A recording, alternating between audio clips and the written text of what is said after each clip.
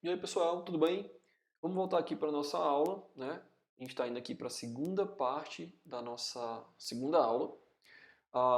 Então vamos falar mais um pouquinho sobre as setas curvas, né? Que é o nosso objetivo aqui de aprendizado de hoje. Então, representando com as setas curvas. Então, algumas dicas para vocês, gente. Evitem setas desleixadas, né? Então, tenham atenção quando estiverem usando as setas. Sigam as regras das setas, tá?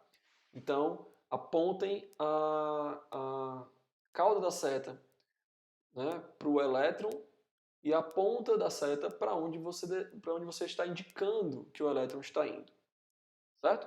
A cauda tem que estar sob uma ligação ou par de elétrons isolados. A ponta da seta deve mostrar a formação de ligação ou par de elétron isolado, né? Então, a gente já viu nos outros exemplos isso. E cuidado com a regra do octeto, certo? Se vou escrever aqui a seta para esse mecanismo, para essa reação, né? Então, o que é que eu vou indicar? Olha aí, gente. Ah, ocorreu aqui uma reação de substituição nucleofílica, certo, gente? Essa reação aqui é uma reação de substituição nucleofílica bimolecular, é uma SN2, tá? Ela depende da concentração desses dois reagentes aqui.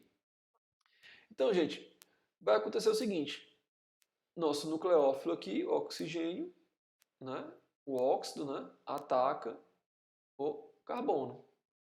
Então veja, eu estou aqui apontando exatamente, né, eu estou vindo exatamente do par de elétrons do oxigênio e apontando para o carbono aonde se dará a formação da ligação, tá?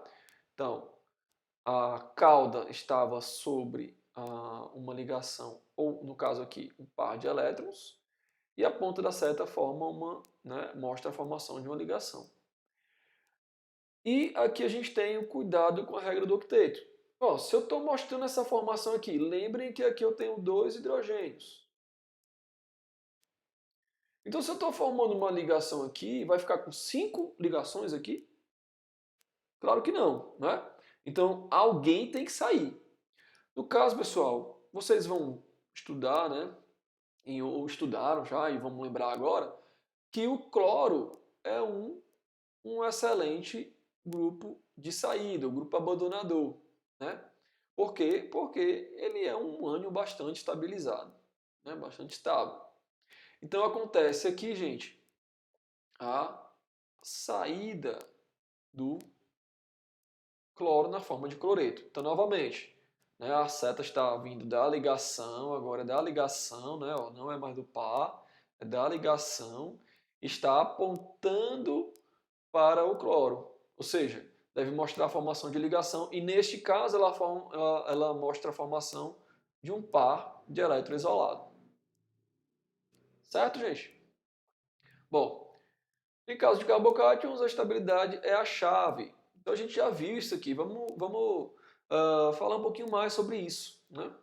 Então vamos primeiro aqui para a gente perceber, né, tentar entender quando vai ter ou não um rearranjo, certo? Então a gente tem que olhar para as proximidades do carbocátion. Então está aqui o nosso carbocátion. E o que está vizinho a ele, né? Então aqui vizinho a ele, gente, eu tenho um hidrogênio, além das metilas nesse carbono. Eu estou olhando para os carbonos vizinhos, tá? Então aqui eu tenho hidrogênio, hidrogênio. E aí? Vai haver ou não migração de hidreto ou de metila e de qual lado essa migração vai acontecer? Veja, se acontecer aqui uma migração a partir desses hidrogênios, a partir de um desses hidrogênios aqui, né, digamos que ele migre para cá, para esse carbono. O que vai se formar nesse carbono aqui? Vai se formar um outro carbocátion secundário. Né? Pois é. Então, não é exatamente isso que a gente quer, trocar um carbocátion secundário por outro. Né? Então, aqui não é o caso. Vamos olhar aqui então para esse outro carbono aqui vizinho. Tem hidrogênios e tem as metilas. Então, se eu colocar aqui a migração de metila, essa metila migra para este carbono e o que é formado aqui? Um outro carbocátion secundário. Né? Pessoal, não tem por que formar aqui nesse caso um outro carbocátion secundário. Né? Já tem um carbocátion secundário aqui, para que eu vou formar um outro carbocátion secundário? Tá? Então, o caso aqui que vai surtir, né, alguma diferença, um aumento de estabilidade, é a migração desse hidrogênio para cá. Então vai migrar então esse hidreto. Então o que vai acontecer com essa migração de hidreto? Né?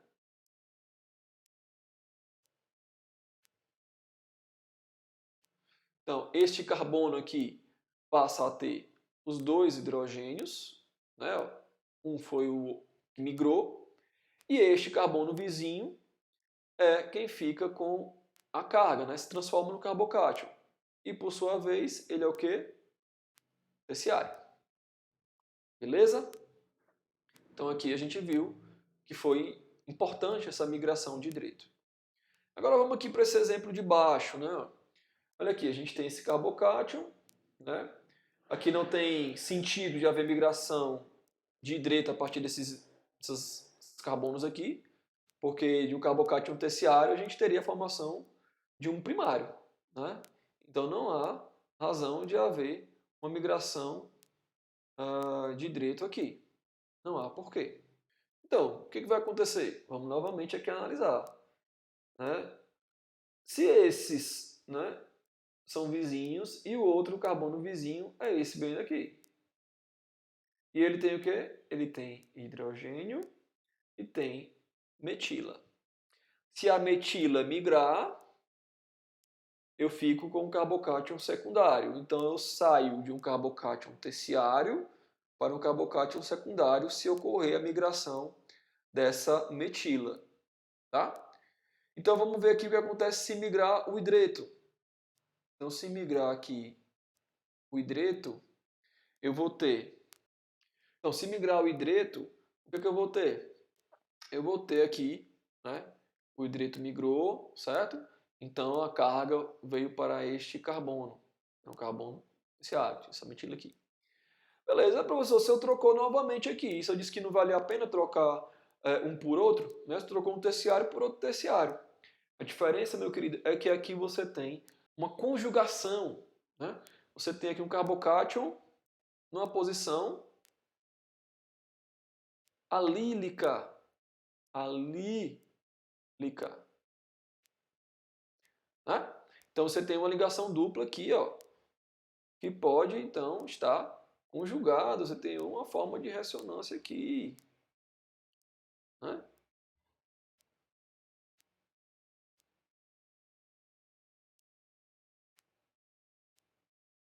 Certo? Inclusive gera um outro terciário. Então essas formas de ressonância são bastante equivalentes. Tá? Então nesse caso sim, vale a migração do hidreto. Tudo bem? Vamos para frente. Beleza. Vocês viram que em alguns casos aqui dos exemplos apresentados, a gente via a seta simples e em alguns casos a seta reversível, né? Indicando aí o equilíbrio químico. Quando a gente usa uma ou outra, a gente consegue prever isso? A gente pode tentar prever, né? Então, com o ataque nucleofílico, né, a gente tem que pensar o seguinte: esse nucleófilo é capaz de se comportar como um grupo de saída? Então veja bem, se eu tenho a água como nucleófilo, né, e o ataque nucleofílico acontece aqui, certo? A formação se dá aqui. Vocês acham que é plausível que essa reação aconteça no sentido oposto? Ou seja, o grupo de saída, né, a perda do grupo de saída? Sim, é bastante plausível. Por quê? Porque a água é um bom grupo de saída, né? Aqui, esse grupo aqui é um bom grupo de saída. Tá? Então essa reação pode acontecer, né, como reversível. Tá? Então, se essa resposta for sim, você usa a seta reversível. Olha aqui para esse outro caso, né? Então, você vê aqui, gente, nesse outro exemplo, a gente tem esse ânion, esse carbânio aqui. Gente, os carbânios são bases muito fortes, tá? Então, todo composto que é uma base muito forte, ele vai ser ali um grupo de saída ruim, tá? Então, se ele é uma base forte, vai acontecer o ataque nucleofílico. Lembra que acontece aqui, nesse caso da carbonila, uma deslocalização do par de elétrons π, né? E você tem, então, a metila introduzida nesse carbono. Aí vocês acham que é plausível isso que aconteceu?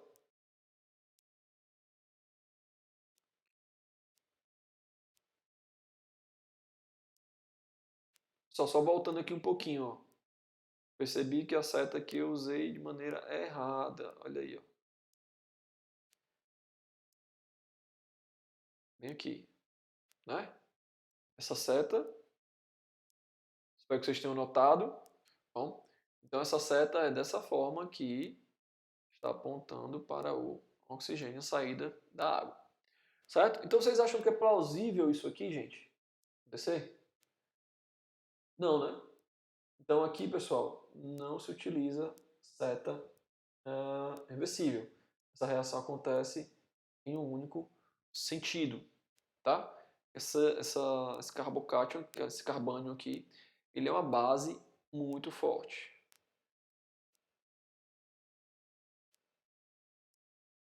Base forte, grupo de saída ruim. Beleza? E na perda do grupo de saída. Sim, o grupo de saída for um bom nucleófilo, né? Você pode suspeitar que ele vai atacar novamente ali o eletrófilo que ele deixou, né? Então, ele saiu aqui. O iodeto, né? Ele é um ótimo grupo de saída, é um bom grupo de saída, tá? Na verdade, ele não é bom não, ele é ótimo, tá? Tá? É um ânion grande, bastante polarizável, tá? Ele, apesar de ser uma base fraca, é um ótimo nucleófilo. Tá? É um dos casos aí onde a base é fraca, mas o nucleófilo é forte, certo? Então essa reação sim é possível de acontecer no sentido inverso. No caso da transferência de prótons, teoricamente todas as reações de transferência de prótons são reversíveis, né?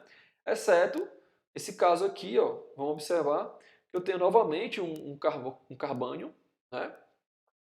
E nesse carbânio você tem o ataque aqui, retirando, né, o hidrogênio aqui da água, né, formando o ânion hidróxido, certo? Bom, esse caso aqui acontece por quê? Porque a gente tem que comparar aqui, gente, os pKa's dos ácidos, tá? Então aqui você tem o nucleófilo, né, que tem o comportamento de base, e a água, o eletrófilo, que tem o comportamento de ácido. Qual é o pKa desse ácido, dessa água? É 15,7. E qual é o pKa do butano? 50. Tá? Então, olha aí. Você tem um ácido forte dando origem a um ácido fraco. Tá? Então, quer dizer, esse ácido aqui, ele não tem força para doar um próton. Né? Aqui não é seta curva, tá? Estou só mostrando o sentido aqui da doação. Não tem condição de doar um próton para o ânion hidróxido. Porque do outro lado, digamos, né, do outro lado da reação, eu tenho um ácido muito mais forte, né, doando prótons para a base. Beleza? Então, quando houver uma diferença muito grande de pKa's, né, Já a partir de 10 unidades de pKa de diferença, você já pode considerar que seja irreversível. Nesse segundo caso aqui, né, a gente tem a água, tem o pKa que a gente já viu, 15,7, e um álcool que em média tem pKa 16, né, em média. Né? Esse, no caso, o Tebutox, pKa 18. Tá? Então, veja que há uma diferença muito pequena de pKas, né? 15,7, quase 16, né? E aqui 18. Então, essa reação ela é mantida como sendo irreversível. Então, essa foi a nossa aula de hoje. Espero que gostem e aproveitem, estudem, resolvam os exercícios, consultem os livros que eu deixei na bibliografia indicada. Valeu, grande abraço e até amanhã.